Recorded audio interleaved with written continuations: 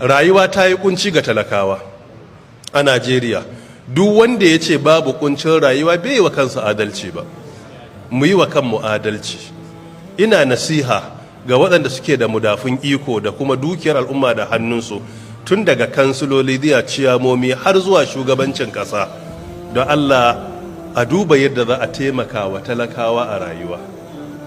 Kuma taimakon nan ba alfarma aka musu ba, haƙƙinsu ne. Constitutionally, section 14 subsection 2 article B, haƙƙin shugabanci shine security and welfare, tsaro da kuma walwalan jama'a. A ba mutane tsaro ba alfarma ba ne, constitutional duty ne, kuma Quranic duty ne. Alladhi at'amahum min ju'in wa amanahum, in ka ɗauki li'ila fi ƙuraish ila fihim rihlata shita'i wa sayf, sai ce falyabudu rabb hadhal bayt. Aya ta 4 sai ce wanda ya kosar da su daga yunwa ya amintar da su daga tsoro. Duk wanda yake shugabanci ya bawa security muhimmanci number 1. Na biyu, walwalan jama'a. Ba daidai bane mu shiga wani hali a yanzu a arewa, muna da ƙasa, muna da gonakin noma, ya zama abinci wai ya zama abinci bi ake ana wawa ana kokuwa.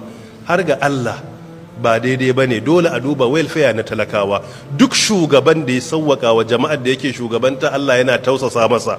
Duk wanda ya tsananta, Allah yana tsananta masa. So duk abin da za a tausaya wa talaka, kuma kar a mai da talakawa kullum rayuwa ta kare a bara. A'a, a rika taimaka wa talaka ya zama mai dogaro da kansa, shi ma ya taimaki wani.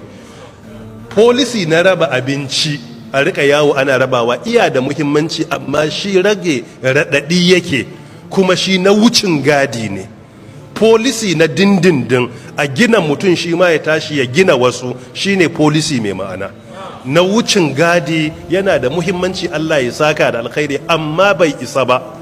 Dole sai an zo da long term plan na inda za a gina al'umma. Gina su shine muhimmi.